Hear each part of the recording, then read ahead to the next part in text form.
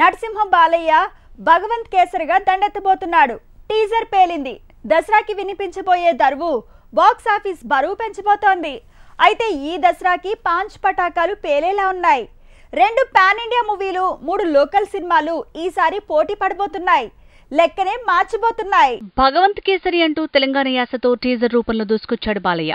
ఇక దసరాకి దరువు మామూలుగా ఉండదని తేల్చాడు. మాటల తూటాలు పేల్చాడు. నిజానికి దసరాకు ఈసారి పెద్దగా పోటీ ఉండదన్నారు. బాలయ్య వర్సెస్ రవితేజ అన్నారు. నిజంగానే దసరాకు టైగర్ నాగేశ్వరరావు, మాస్ మహారాజా రాబోతున్నాడు. కానీ ఈ ఇద్దరికి మరో 3 పోటీ ఇచ్చేందుకు దసరా ముహూర్తాన్ని ఎంచుకున్నారు. బోయపాటి సీను మేకింగ్ లో ఉస్తాద్ రామ్ చేస్తున్న మూవీ కూడా దసరాకి రాబోతుందట. అక్టోబర్ 20న ఈ సినిమా రాబోతుందని, అంటే భగవంత్ కేసరి రావటానికి 3 రోజుల ముందు ఈ మూవీ వస్తుందని ప్రచారం జరుగుతోంది. ఇక ఈ ఏడాది దసరా దరువుకి లోకల్ గా ఎలాంటి కరువు ఉండదనుకుంటే పోటీకి పొరుగింటి హీరోలు రంగంలోకి దిగుతున్నారు.